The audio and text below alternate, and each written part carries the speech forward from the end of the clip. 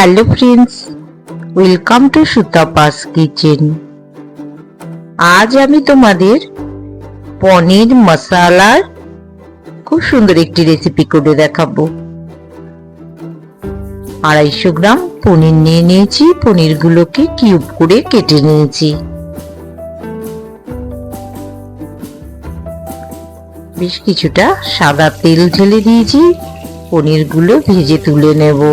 তেলটা গরম হওয়ার পরে পনিরগুলো আস্তে আস্তে করে ছাড়তে হবে আর একটু লাল লাল করে ভেজে তুলে নেব। আমি হালকা যে ব্রাউন কালারটা আসবে তখনই পনিরটা তুলে নেব।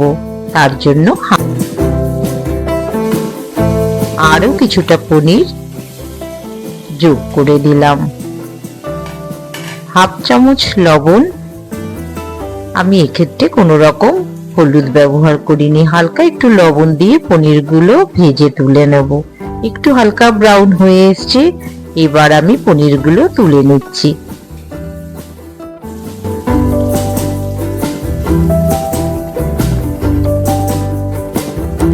পরপর তুলে নিচ্ছি।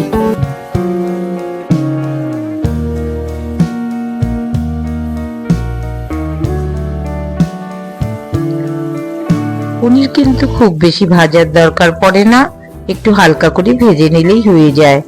হাফ চামচ মতন ওই তেলে ঘি যোগ করে দিলাম। একটি সুন্দর গন্ধ আসছে। সাথে সামান্য সাদা জিরে ফোড়নে দিয়ে দিলাম, একটি তেজপাতা দিলাম, দুটো শুকনো লঙ্কা, একটু এলাচি, গোটা এলাচ, দারচিনি, লবঙ্গ সবই দিয়ে দিলাম।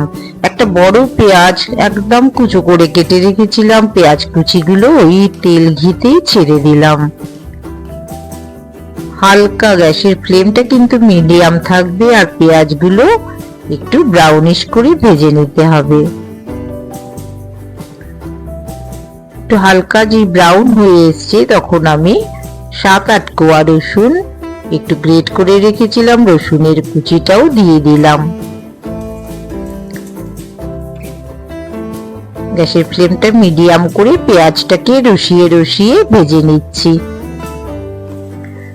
দুটো টমেটো কুচি করে কাটা আছে, টমেটো কুচোগুলো একই সাথে ভেজে নিচ্ছি।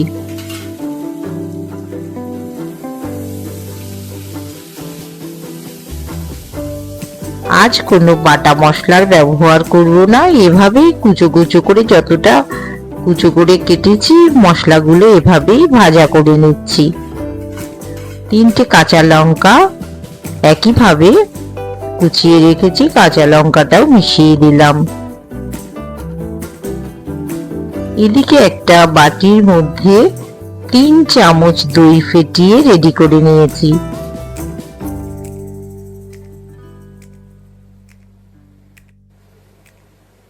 দইয়ের সাথে হাফ চামচ লবণ, সামান্য একটু হলুদ, হাফ চামচ লাল লঙ্কার গুঁড়ো, হাফ চামচ কাশ্মীরি লাল লঙ্কার গুঁড়ো মিশিয়ে দিলাম। ফেটানো দইটার সাথে ভালো করে মিশিয়ে নিচ্ছি।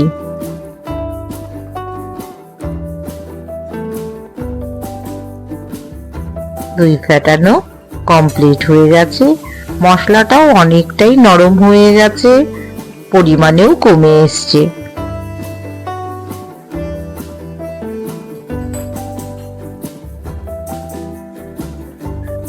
আবারও একটু ঘি মিশিয়ে নিলাম। দুবারে 1/3 চামচ করে আমি ঘি মিশিয়েছি। হাফ চামচ লবণ মিশিয়ে দিলাম, সামান্য একটু হলুদ মিশিয়ে দিলাম। এবার যে মশলাটা রেডি করে রেখেছিলাম, দইয়ের সাথে সমস্ত মশলাগুলো মিশিয়ে রেখেছিলাম, সেই দই ফেটানো মশলাটা মিশিয়ে দিলাম। পেঁয়াজ, টমেটো, রসুনের সাথে এই দই ফেটানো মশলাটাকে খুব ভালো করে কষিয়ে নিতে হবে। অল্প অল্প করে তেল ছাড়া শুরু হয়েছে, মশলাটাও কালার চেঞ্জ হয়ে এসছে। তখন একটু বাটি ধোয়া জল ওই দইয়ের বাটি ধোয়া জল আবারও একটু মিশিয়ে দিলাম। খুব ভালো করে কিন্তু মশলাটাকে কষিয়ে নিচ্ছি। আবার অল্প অল্প করে জল দিয়ে দিয়ে কষিয়ে নিতে হবে, তবেই পেঁয়াজ, টমেটো, কাঁচা লঙ্কাটা ওই দইয়ের সাথে সুন্দর করে মিশে যাবে।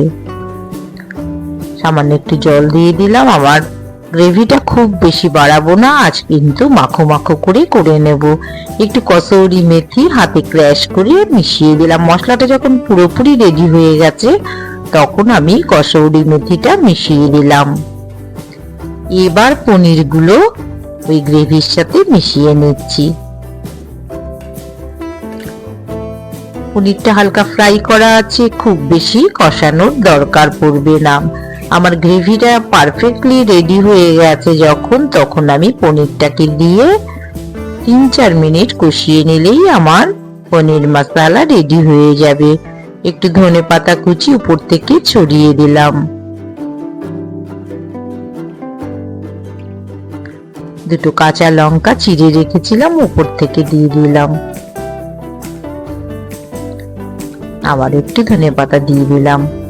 এবার একটু বেসন আর গোলমরিচ আমি একটু 1/3 চামচের মতন একটু ফেটিয়ে রেখেছিলাম, সেটাও মিশিয়ে দিলাম।